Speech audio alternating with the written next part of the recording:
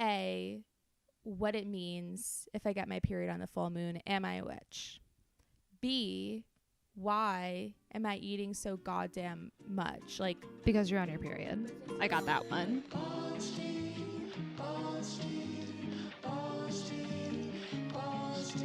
Makes sense.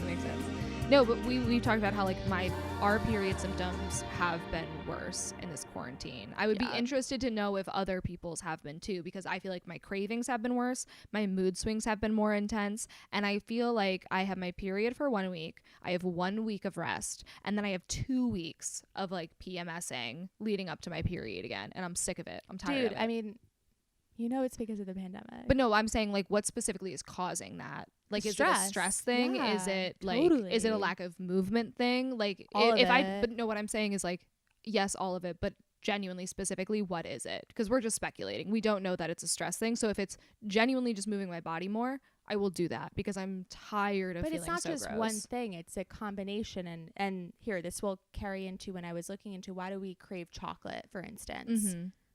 Let me explain. Okay, because it's not just one factor. No, I know. Yeah, all of it is kind of like exercise reduces the stress, and then we feel so shitty because we're stressed. So I found this article from Nylon by Christy Kraft. She's also a witch, I guess. And she writes a piece centering on Miranda Gray, who is the author of Red Moon, Understanding and Using the Creative, Sexual, and Spirited Gifts of the Menstrual Cycle. Miranda says that there are two traditional menstrual patterns. There's the white moon and then there's red moon bleeding. Mm-hmm. So for the white moon cycle, okay, I feel like this is you. You bleed during the new or the waning moon, and during the full moon is when you ovulate and you're the most fertile. Whoop, whoop. So this is a quote from the piece. You'll likely feel a surge in your intuition during your period and will feel the urge to withdraw for nourishment and self-renewal.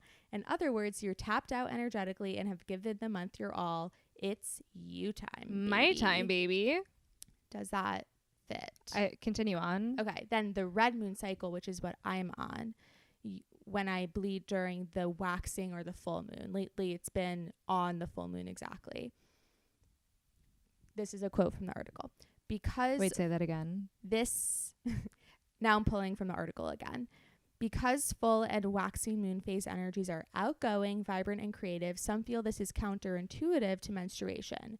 Not so. In ancient times, the red moon cycle was associated with shamanism, high priestesses, and healers. Women who tend to menstruate with the full moon are said to focus their darker and more creative menstrual energies outward rather than inward in order to nourish and teach each other's from their own experience. Many times women with this cycle will be more focused on self-growth, development, mentorship, and creativity. I have felt that it's a little witchy woo-woo, like exactly. It's very horoscopy, and my initial thought is like my cycle moves. So like 6 months ago I was strictly at the first of every month, and now I'm falling somewhere in the middle. Yours also has just been like, so sporadic. And it's very rarely in my lifetime been inconsistent. So like it is usually almost like always 4 weeks apart. And even so, with 4 weeks apart, it will continue to move throughout the month because there are like, some months are longer, some months are shorter. So like I love the energy of this article, but I question the validity of it. Well, because I'm currently menstruating, right. I just like this idea. And also because this past week have been talking, or I had this one convo with like a younger girl, and I was like, oh my God, I'm a mentor. I'm a Capricorn witch, full moon bleeding. Anyway, right. So when it comes to period cravings, there's always the association with chocolate. Okay, whatever. I'll eat anything sweet, cakes. I'm a big salty girl. I want like potato chips, like a whole bag. Wow. Just for me. Couldn't be more different. Woo! So a theory is that right before our period, and this is true, our progesterone and estrogen levels drop, and that makes us hungry. Hungry for the flesh of men. Sorry, go on. I'm actually is what my appetite needs. Our serotonin levels drop. Those are our feel-good hormones. That's why we're sad. And then our cortisol levels rise, which is our stress hormone. And this theory is that all of that together makes us crave sugary foods in order to boost serotonin. Yeah. So we have chocolate because it makes us happy and we're sad. Yeah. There are definitely like non-theories, just like in things that our like bodies are depleted in, that are reasons why we crave certain foods on our period. So like, but like totally valid. Those are things that we are lacking and we are trying to make up for in the food we eat. We just cave women didn't have chocolate.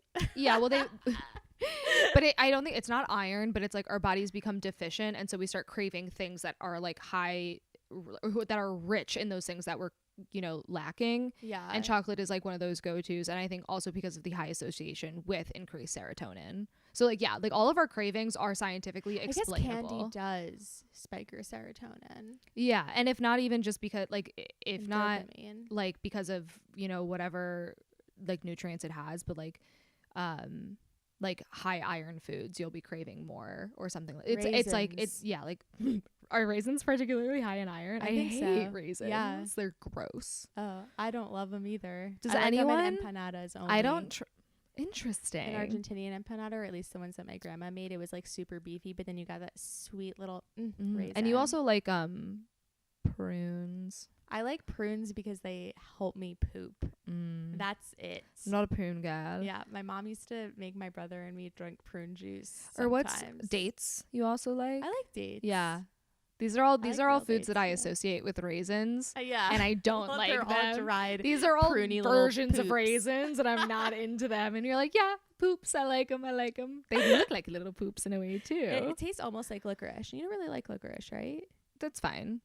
Black licorice is like a bleh. Yeah, I like black licorice. And yeah, see, this is all in the same area, right? But so anyway, I found this other article written by some sort of person. Love that. Certified person in something.